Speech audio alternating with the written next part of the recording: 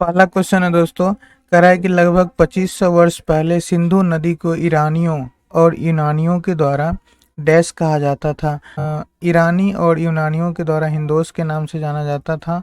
Option B इसका सही answer हो जाएगा। अगला क्वेश्चन है दोस्तों कि प्राचीन भारत के महाजनपदों के शासक अपने क्षेत्र के डैश से भाग नामक एक कर एकत्रित करते थे।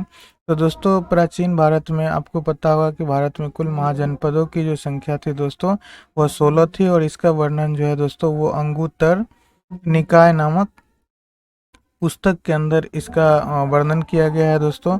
तो इसमें कह रहा है कि प्राचीन भारत में महाजनपद के शासक अपने क्षेत्र के डैश से भाग नामक कर, तो किससे ये कर एकत्रित करते थे दोस्तों? तो ये किसानों से एकत्रित करते थे। ऑप्शन ए इसका सही आंसर हो जाएगा। तो कि माइक्रोलिथ थे डैश जो प्रारंभिक मनुष्य द्वारा उपयोग किया जाता था।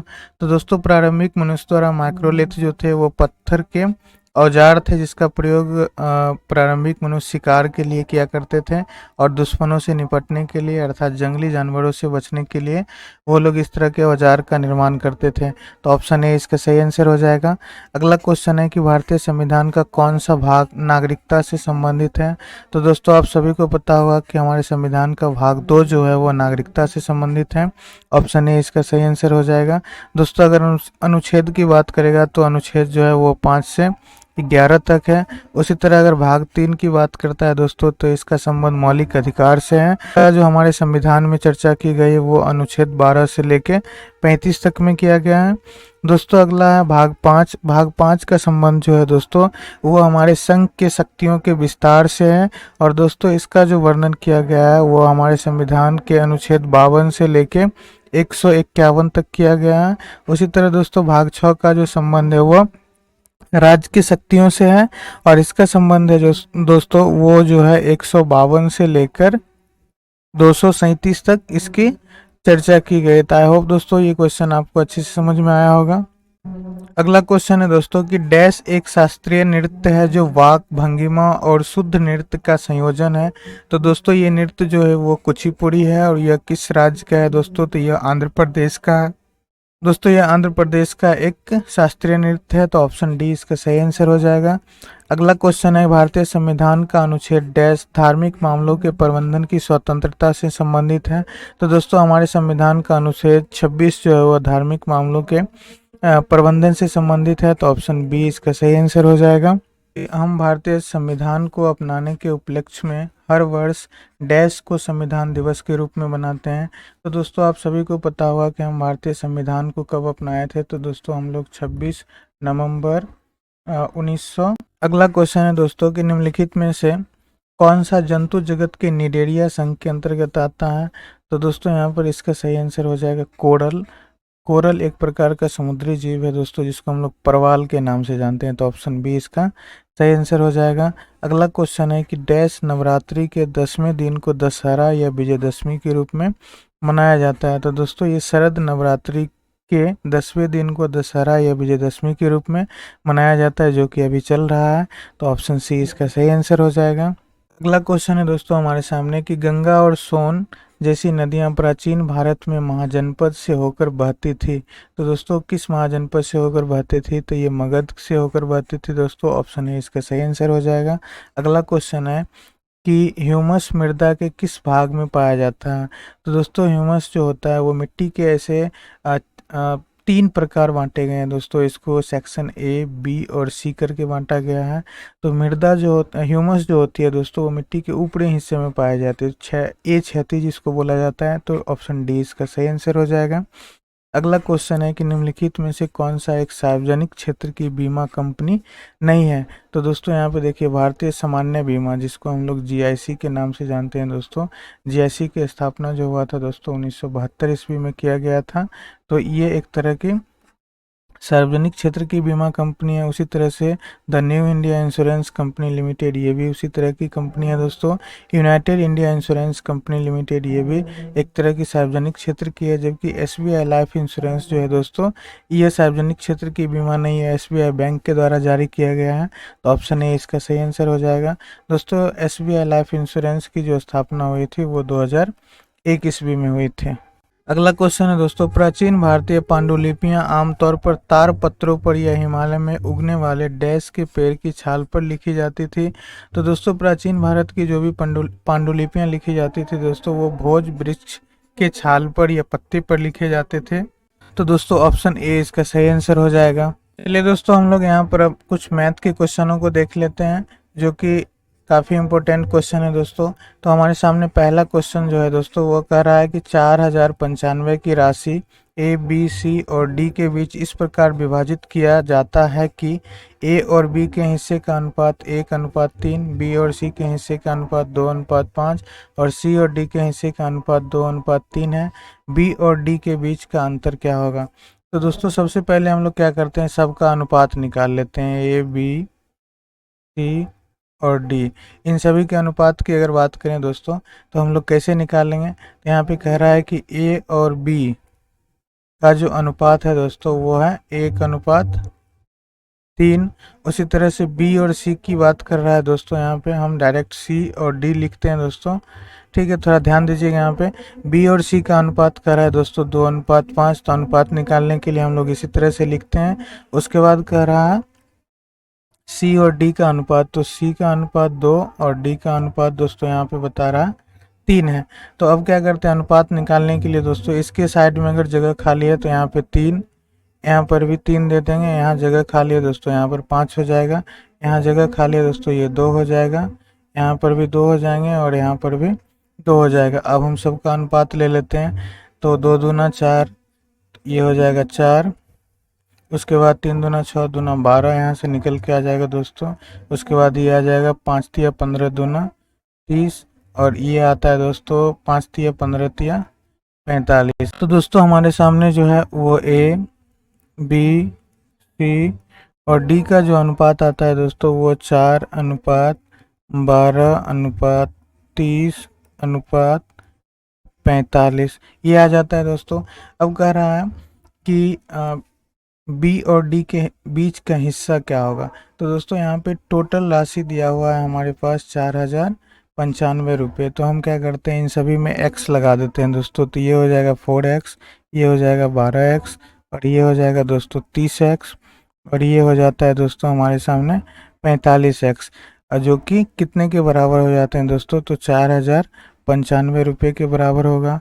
अब इन सभी को हम लोग अगर जोड़ते हैं दोस्तों, तो 12 और 4 16, 16 और 30 46, 46x प्लस दोस्तों 45x, इसको हम लोग जोड़ते हैं दोस्तों, ये 4095 रुपये के बराबर होगा। दोनों को जोड़ेंगे तो 6 5 11, 4 4 8 1 9 91, x बराबर हो जाता है दोस्तों 4095। दोस्तों यहाँ से हमें x का अगर वैल्यू निकालना होगा तो x बराबर हो जाता है दोस्तों 4095/91। अगर इसको अगर आप काटेंगे दोस्तों, तो ये कितने बार में कट जाएगा? तो दोस्तों ये कट जाएगा आपका 45 बार में। तो x का वैल्यू क्या आ जाता है दोस्तों? यहाँ पे x का वैल्यू आ जाता है 45। अब इसमें से किसी का भी हिस्सा पूछेगा दोस्तों, तो हम आसानी से निकाल सकते हैं। यहाँ पे पूछ रहा है बी और डी का हिस्सा क्या होगा? तो देखिए दोस्तों, यहाँ पे बी का हिस्सा 12 और डी का हिस्सा है 45। तो हम लोग क्या करते हैं, 45 में से 12 को घटा लेते हैं। मतलब डी में से बी का अगर हिस्सा को घटा लेंगे दोस्तों, तो डी का हिस्सा हमारे पास कितना निकल के आता है, यहाँ 45। और इसमें से दोस्तों हम 12 को घटा लेते हैं, तो 5 में से अगर आप 2 को घटाएंगे तो दोस्तों ये 3, और 4 में से 1 घटाएंगे 3, 33 अनुपात आएगा। और इसको दोस्तों हम x से गुना करते हैं, तो 45 से अगर इसको मल्टीप्लाई करेंगे तो हमारे पास जो वैल्यू निकल के आएगी दोस्तों, वो होगी दोस्तों 1485 रुपया। ठीक है, जो कि ऑप्शन बी में दिया हुआ है। तो दोस्तों ऑप्शन बी इस क्वेश्चन का सही आंसर हो जाएगा। चलिए दोस्तों हम लोग अगला क्वेश्चन को देखते हैं। अगला क्वेश्चन कह रहा है, किसी वस्तु को 820 में बेचकर अभी को 18% की हानि होती है, तो दोस्तों 25.5% का लाभ कमाने के लिए उसे इस वस्तु को कितना में बेचना चाहिए? तो दोस्तों यहाँ पे देख लीजिए, सबसे पहले दिया हुआ क्या है? तो दिया हुआ है सेलिंग प्राइस है दोस्तों 820 रुपया। ठीक है, उसके बाद इसको कह रहा है कि लॉस कितना हो रहा है दोस्तों। तो इस पर जो 820 में जब इस वस्तु को बेच रहा है दोस्तों, तो लॉस जो होता है प्रतिशत में, वो इसको लॉस प्रतिशत हो रहा है 18% का। तो 18% का जब लॉस हो रहा है दोस्तों, ये कितना में बेच रहा होगा? तो ये बेच रहा होगा 82% पर। ठीक है, तो हम लोग क्या करते हैं यहाँ पर कि 18% के लॉस है तो 82/100, मतलब अगर 100 रुपया सीपी है तो इसका दोस्तों ये जो लॉस हो रहा है, अगर 18 रुपये का हो रहा है तो एसपी हो जाता है इसका 82 रुपया। अब क्या करते हैं दोस्तों, हम लोग एसपी को एसपी के बराबर कर देते हैं। 82 को दोस्तों हम 820 के बराबर अगर कर दें तो अनुपात 1 का मान निकल के आ जाता है 10। तो अगर एक रेशियो का मान अगर 10 आता है दोस्तों, तो सीपी हमारे सामने कितना आ जाएगा? 1000। ठीक है दोस्तों, 1000 सीपी आता है। कहता है अब 25.5% का लाभ कमाना है इसको। तो लाभ कमाने के लिए इस वस्तु को कितना में बेचेगा? तो मान लीजिए कि 1000 का ये वस्तु है और इसको 25% का लाभ कमाना है, तो ये हो जाएगा 125.5/100। यहाँ से इस दशमलव को तोड़िए दोस्तों, तो यहाँ पर एक जीरो और हो जाएगा। और तो हम इसको अगर काटते हैं तो दोस्तों 1000 से 1000 कट जाएगा और ये जो निकल के आता है दोस्तों, ये 1255 रुपये का इसको क्या होगा? इस वस्तु को अगर 1255 में बेचेगा तो 25.5% का लाभ होगा। तो ऑप्शन ए इसका सही आंसर है। दोस्तों आई होप कि आपको ये क्वेश्चन समझ में आया होगा। चलिए दोस्तों अगला क्वेश्चन हम लोग देखते हैं। अगला क्वेश्चन कह रहा है कि 18, 6 और 18 का लॉस ज्ञात करिए। तो दोस्तों ध्यान दीजिएगा, जब भी आपको इस तरह से कोई संख्या देते 18/5, ठीक है, 6/5 और उसके बाद 18/125, इस तरह की कोई संख्या हो दोस्तों, अगर एलसीएम निकालने की बात करें तो ध्यान रखिएगा ऊपर वाले सभी संख्या का एलसीएम और नीचे वाले संख्या का एचसीएफ निकाला जाता है। लेकिन दोस्तों जैसे ही आपसे एचसीएफ की बात करेगा तो ध्यान रखिएगा ऊपर वाले संख्या का एचसीएफ और नीचे वाली संख्या का एलसीएम निकाला जाता है। तो यहाँ पे पूछ रहा है एलसीएम, तो एलसीएम निकालने के लिए दोस्तों अगर आप 18, 6 और 18 का एलसीएम निकालते हैं तो इसका एलसीएम कितना निकल के आ जाएगा दोस्तों? इसका एलसीएम भी 18 ही आएगा निकल के।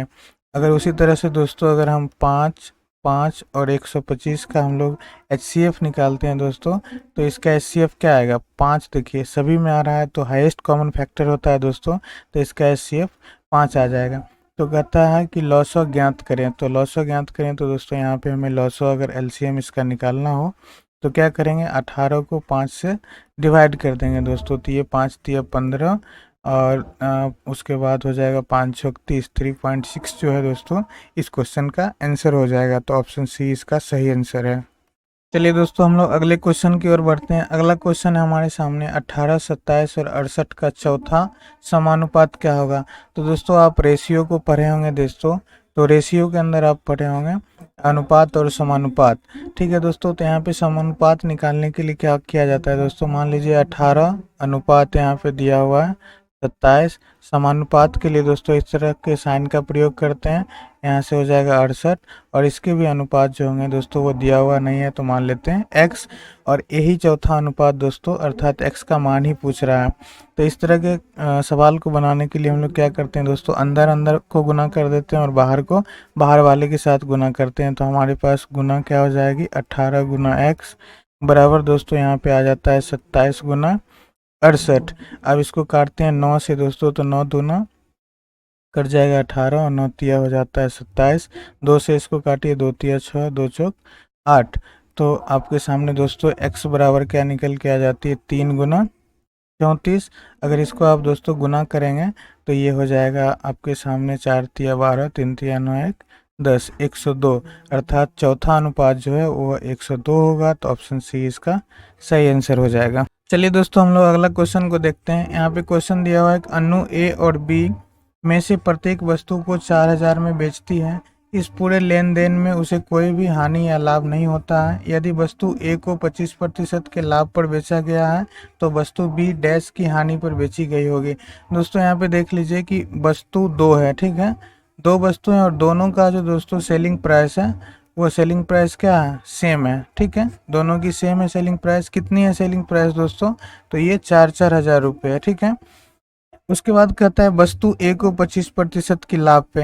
दोस्तों यहाँ पे ध्यान रखिएगा, लाभ और हानि जो होते हैं वो हमेशा किस पर कैलकुलेट किए जाते हैं दोस्तों, तो वो हमेशा सीपी पर कैलकुलेट किए जाते हैं। तो कह रहा है 25% का लाभ होता है, तो 25% को हम 25/100 लिख सकते हैं दोस्तों। इसको अगर काटेंगे 25 × 100 तो हमारे सामने 1/4 निकल के आता है। नीचे अगर 4 रुपया अगर क्रय मूल्य है दोस्तों, अगर मान लेते हैं 4 रुपया क्रय मूल्य है रेशियो में, तो 1 रुपये का यहाँ पर क्या हो रहा है, प्रॉफिट हो रहा है। तो इसका सेलिंग प्राइस क्या हो जाएगा दोस्तों, 5 रुपया। 5 रुपया इसका एसपी हो जाएगा। लेकिन रियल में दोस्तों एसपी कितना दिया हुआ है, 4,000 रुपया। तो हम 5 रेशियो को 4,000 के बराबर करेंगे तो एक रेशियो का मान आ जाता है दोस्तों 5×8=40, 800 रुपया। ठीक है, एक रेशियो का मान। तो 4 रेशियो का मान हमें निकालना है, अर्थात सीपी निकालना है दोस्तों। तो 4 रेशियो का मान हो जाएगा 4×800।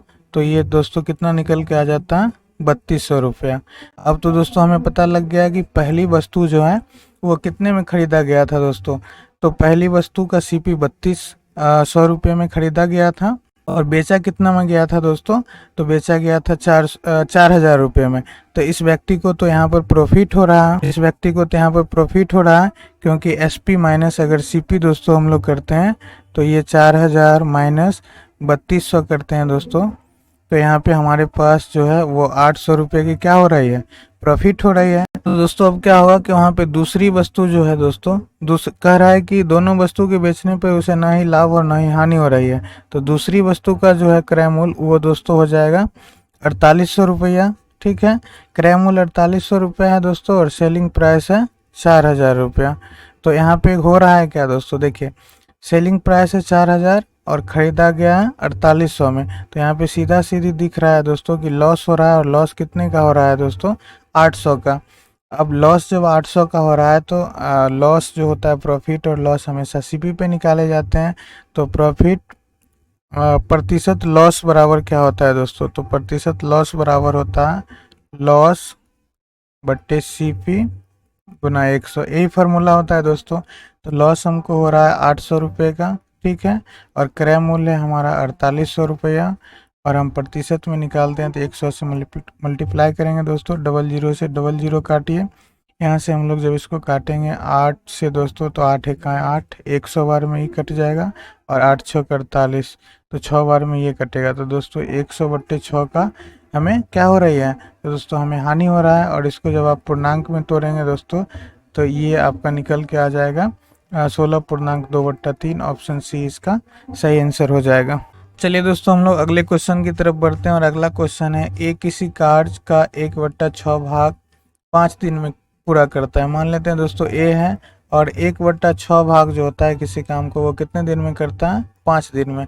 तो ए दोस्तों पूरे काम को कितने दिन में कर देगा दोस्तों, तो ए कर देगा 30 दिन में पूरा काम को कंप्लीट कर देगा। ठीक है, उसी तरह से दोस्तों बी के बारे में बताया जा रहा है कि बी जो है उसी कार्य का 1/4 हिस्सा 15 दिन में करता है, मतलब 1/4 भाग जो है वो 15 दिन में करता है। तो दोस्तों बी जो है वो पूरे भाग कितने दिन में कर लेगा दोस्तों, तो 15 चौका 60 दिन में ये पूरे काम को ख़त्म कर लेगा। अब कह रहा है दोनों मिलकर कितने दिन में उस कार्य को पूरा करेगा। तो दोस्तों यहाँ पे हम शॉर्टकट फार्मूला लगाते हैं, ए गुना बी बट्टे ए प्लस बी। अब ए गुना बी में हम लोग ए का काम है दोस्तों 30 दिन में, और बी करता है 60 दिन में, और दोनों का योग होता है 60 30 90। तो 0 से 0 काटती है, 3 3 9, और 3 दूना 6। तो दोस्तों ये 20 दिन में इस काम को कंप्लीट कर देगा। ऑप्शन डी इसका सही आंसर हो जाएगा। अगला क्वेश्चन दोस्तों ये 67 नंबर क्वेश्चन है। इस क्वेश्चन का दोस्तों आप आंसर हमें कमेंट करके बता दीजिएगा, क्योंकि इस क्वेश्चन को हम सॉल्व नहीं करेंगे, आप लोग सॉल्व करिएगा और इसका आंसर हमें कमेंट जरूर करिएगा। चलिए दोस्तों हमारे सामने अगला क्वेश्चन है। क्वेश्चन कह रहा है यदि किसी आयत की लंबाई 12% की वृद्धि और चौड़ाई में 10% की कमी होती है तो मूल आयत और परिवर्तित आयत के क्षेत्रफल का अनुपात ज्ञात करें। तो दोस्तों चलिए हम लोग परिवर्तित आयत का क्षेत्रफल लेते हैं। तो इसके लिए हम लोग क्या करेंगे दोस्तों, कह रहा है कि 12% की वृद्धि, तो 12% की वृद्धि और 10% की कमी हो रही है। तो दोस्तों 10% की कमी करेंगे, प्लस माइनस माइनस, और यहाँ पे हो जाएगा दोस्तों 12 गुना 10 और बट्टे में 100। ये प्रतिशत वृद्धि या कमी निकालने के लिए दोस्तों फार्मूला होता है। तो 12 में से यहाँ पे 10 घटाएंगे दोस्तों, यहाँ पे 2 आ जाएगा, माइनस यहाँ पर हो जाएगा 120/100, और 0 से 0 काटिए दोस्तों तो ये यहाँ पे निकल के आ जाता है अपने पास 2 माइनस 1/1.2। इसमें से घटाएंगे दोस्तों तो ये 0.8% की है दोस्तों। ये क्या हो रहा है, वृद्धि। तो यहाँ पे पूछ रहा है कि मूल आयत और परिवर्तित आयत के क्षेत्रफल का अनुपात। तो यहाँ पे दोस्तों हम मान लेते हैं मूल जो आयत है, मूल आयत का क्षेत्रफल अनुपात कर लेते हैं हम लोग दोस्तों परिवर्तित आयत का जो दोस्तों क्षेत्रफल है उससे हम लोग यहाँ पे तुलना करते हैं। तो मान लेते हैं मूल आयत का जो क्षेत्रफल है वो 100% है। तो अगला जो है दोस्तों वो अगर 100 में हम 0.8 की वृद्धि करते हैं दोस्तों तो ये क्या हो जाता है, 0.8% की वृद्धि हुई है। तो पहले वाला जो आयतन था दोस्तों या क्षेत्रफल था वो 100 था, अब क्या हो गया दोस्तों, वो हो गया, इसमें अगर 0 को ऐड करेंगे दोस्तों तो यहाँ पे आ जाएगा हमारे पास 0.8। इस पॉइंट को यहाँ से तोड़ेंगे दोस्तों तो यहाँ पे ये निकल के आ जाता है 1000, इधर गुना हो जाएगा और ये अनुपात बन जाएगा दोस्तों 1008 का। अब दोस्तों इसको काटेंगे तो ये 2 से काटेंगे दोस्तों, ये 500 बार में कटेगा, और 2 ये कटेगा दोस्तों 504 बार में। फिर इसको 2 से काटेंगे दोस्तों तो ये 250 बार में कटेगा, और ये 2 दूना 4, 2 5 10, और ये 252 बार में कटेगा दोस्तों। फिर इसको हम लोग काटते हैं 250 को तो ये 125 बार में कटेगा, और ये दोस्तों 126 बार में कटेगा। तो दोस्तों हमारे पास जो आयत का ये पहले आयत और वृद्धि के बाद जो क्षेत्रफल में परिवर्तन होगा दोस्तों वो 125/126 हो जाएगा। तो ऑप्शन बी इसका सही आंसर हो जाएगा। चलिए दोस्तों अगला क्वेश्चन को हम लोग देखते हैं। अगला क्वेश्चन कह रहा है एक निश्चित संख्या में कुछ व्यक्ति एक काम को 46 दिन में पूरा कर सकते हैं। यदि 8 व्यक्ति और उसमें शामिल हो जाते हैं तो वह कार्य पूरा होने में 16 दिन कम लगता है। आरंभ में कितने व्यक्ति थे। तो दोस्तों मान लेते हैं कि कुछ व्यक्ति की अगर बात कर रहा है तो मान लेते हैं एक्स व्यक्ति था जो एक काम को कितने दिन में ख़त्म कर रहा है, 46 दिन में। उसके बाद दोस्तों इसी काम को, सेम काम को कह रहा है कि 8 व्यक्ति उसमें शामिल हो जाते हैं। तो पहले एक्स व्यक्ति था, इसमें 8 व्यक्ति और शामिल कर लेते हैं दोस्तों तो x + 8। अब कह रहा है कि ये काम टोटल कितना दिन में ख़त्म हो जाता। तो दोस्तों कह रहा है तो वह कार्य पूरा होने में 16 दिन कम लगते हैं। तो दोस्तों पहले लग रहे थे 46 दिन, अब 16 दिन अगर इसमें से हम घटा लेते हैं तो दोस्तों कितना दिन लग जाएगा, 30 दिन। तो अब इसको काट पीट करिए दोस्तों, इसको अगर हम 2 से काटेंगे तो 23 दूना 46 कट जाएगा, और ये 15 दूना 30 कट जाएगा। तो हमारे सामने निकल के आ जाएगा दोस्तों 23x बराबर 15x + 15 8 है 120। दोस्तों अगर 23 में से 15 को घटा लेते हैं तो 8x बराबर आ जाता है 120, और x बराबर दोस्तों अगर 8 से इसको काटेंगे तो 8 1 8, 15 8 120, 15 बार में कट जाएगा दोस्तों। तो x का मान जो आ जाता है दोस्तों हमारे पास आ जाता है 15। तो इसमें पूछ रहा था कि आरंभ में कितने व्यक्ति थे, अर्थात x का मान ही पूछ रहा है। तो आरंभ में कितने व्यक्ति थे दोस्तों, तो यहाँ पे आरंभ में 15 व्यक्ति थे। तो ऑप्शन सी इसका सही आंसर हो जाएगा। चलिए दोस्तों हम लोग कंप्यूटर के क्वेश्चनों को देखते हैं। हमारे सामने पहला क्वेश्चन है दोस्तों कि वेब पेज किस भाषा में लिखे जा सकते हैं। तो दोस्तों आप पढ़े होंगे, अगर पिछले क्लास आप किए होंगे दोस्तों, तो उसमें आपको हम बताएं कि वेब पेज जो होता है दोस्तों वो HTML लैंग्वेज में लिखे जाते हैं। और HTML का पूरा नाम जो होता है दोस्तों वो होता है हाइपर टेक्स्ट मार्कअप लैंग्वेज। और SQL का फुल फॉर्म जो होता है दोस्तों वो स्टैंडर्ड क्वेरी लैंग्वेज होता है। तो यहाँ पे वेब पेज की बात कर रहा है, तो वेब पेज जो है HTML में लिखे जाते हैं। तो ऑप्शन ए इसका सही आंसर हो जाएगा। दोस्तों ये C++ जो है ये भी एक तरह की कंप्यूटर लैंग्वेज है, और फॉर्ट्रॉन भी है, ये भी लैंग्वेज ही है दोस्तों। ये फार्मूला ट्रांसलेशन के रूप में ज़्यादातर उपयोग किया जाता है। अगला क्वेश्चन है दोस्तों कि इंटरनेट में डैश का उपयोग किया जाता है। तो दोस्तों इंटरनेट में डेटा को एक स्थान से दूसरे स्थान भेजने के लिए पैकेट स्विचिंग का उपयोग किया जाता है। तो ऑप्शन 20 इसका सही आंसर हो जाएगा। अगला क्वेश्चन है दोस्तों कक्षा में प्रस्तुतिकरण के लिए कौन सा सॉफ्टवेयर अधिक उपयोगी है। तो दोस्तों यहाँ पे देखिए माइक्रोसॉफ्ट वर्ड जो है ये वर्ड प्रोसेसिंग है, एक्सेल जो दोस्तों ये स्प्रेडशीट प्रोग्राम है, और एक्सेल माइक्रोसॉफ्ट एक्सेस जो है दोस्तों ये डेटाबेस प्रोग्राम है। तो यहाँ पे प्रेजेंटेशन के लिए हम लोग माइक्रोसॉफ्ट के पावर पॉइंट का उपयोग करते हैं, तो ऑप्शन डी इसका सही आंसर हो जाएगा। अगला क्वेश्चन है, आप पूर्व में खोले गए प्रोग्राम पर जाने के लिए निम्नलिखित में से किस कीबोर्ड शॉर्टकट का उपयोग करेंगे। तो दोस्तों जो प्रोग्राम को हमने पूर्व में यूज किया और उसको क्लोज कर दिए हैं, तो उसको खोलने के लिए अल्ट शिफ्ट के साथ टैब बटन का उपयोग करते हैं दोस्तों। ऑप्शन डी इसका सही आंसर हो जाएगा। क्वेश्चन है दोस्तों कि एक्सेल 2010 की सीट में कितने कॉलम होते हैं। तो दोस्तों कॉलम की अगर बात करेगा तो कॉलम की संख्या 16,384 होती है। और इसे कैसे दिखाया जाता है दोस्तों, तो इसको XFD के नाम से दिखाया जाता है। अगर दोस्तों रो की बात करेगा कि एक्सेल में रो की संख्या कितनी होती है, तो 10,48,576 रो होती है दोस्तों। तो इसका आंसर हो जाएगा दोस्तों ऑप्शन बी 16,384। अगला क्वेश्चन है कि माइक्रोसॉफ्ट एक्सेल में वर्कबुक डैश का एक संग्रह होता है। तो दोस्तों वर्कबुक जो होते हैं वो वर्कशीट का संग्रह होता है, तो ऑप्शन सी इसका सही आंसर हो जाएगा। अगला क्वेश्चन है दोस्तों कि एफटीपी का पूर्ण रूप क्या होता है। तो दोस्तों एफटीपी का पूर्ण रूप जो होता है वो फाइल ट्रांसफर प्रोटोकॉल होता है। ऑप्शन डी इसका सही आंसर हो जाएगा। अगला क्वेश्चन है दोस्तों, हॉटमेल शुरू किया गया था। तो दोस्तों हॉटमेल की जो शुरुआत की गई थी वो 1996 ईस्वी में की गई थी। ऑप्शन सी इसका सही आंसर हो जाएगा। अगला क्वेश्चन है दोस्तों, निम्नलिखित में से कौन सा सर्वर आईपी एड्रेस को डोमेन नाम में परिवर्तित करता है। दोस्तों यहाँ पे ध्यान रखिएगा, आईपी का मतलब होता है इंटरनेट प्रोटोकॉल। तो दोस्तों आईपी एड्रेस को डोमेन नेम में परिवर्तित करता है वो डीएनएस होता है, जिसको हम लोग डोमेन नेम सिस्टम के नाम से जानते हैं। ऑप्शन बी इसका सही आंसर हो जाएगा। अगला क्वेश्चन है दोस्तों कि स्पैम एक डैश है। तो स्पैम दोस्तों अगर आप ईमेल का उपयोग करते होंगे तो उसमें आप देखे होंगे कि स्पैम मैसेज आता है, जिसमें विभिन्न कंपनियों के मेल्स वगैरह होते हैं। इसको हम लोग स्पैम के नाम से जानते हैं, और इसे अवांछित मेल के नाम से भी जाना जाता है दोस्तों। तो ऑप्शन डी इसका सही आंसर हो जाएगा। अगला क्वेश्चन है दोस्तों, निम्नलिखित में से किस वीडियो फाइल का एक्सटेंशन नहीं है। किसी वीडियो फाइल का एक्सटेंशन नहीं है। तो दोस्तों जेपीई जो होता है वो पिक्चर का एक्सटेंशन होता है, ठीक है दोस्तों।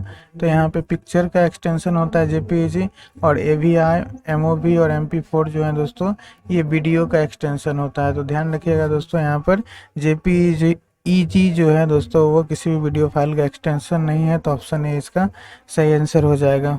अगला क्वेश्चन है दोस्तों, इंटरनेट में टीसीपी और आईपी नामक एक प्रोटोकॉल का उपयोग करके काम करता है। तो टीसीपी आईपी का पूर्ण रूप क्या होता है।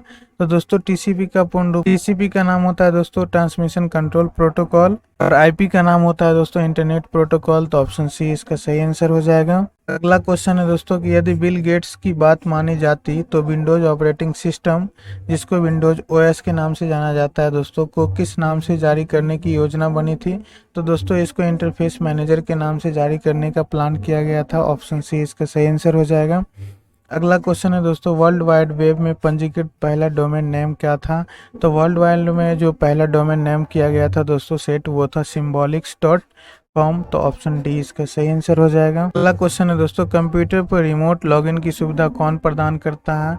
तो दोस्तों रिमोट लॉगिन की जो सुविधा होता है वो टेलनेट करता है। इसको हम लोग टेलीफोन नेटवर्क के नाम से जानते हैं। ऑप्शन डी इसका सही आंसर हो जाएगा।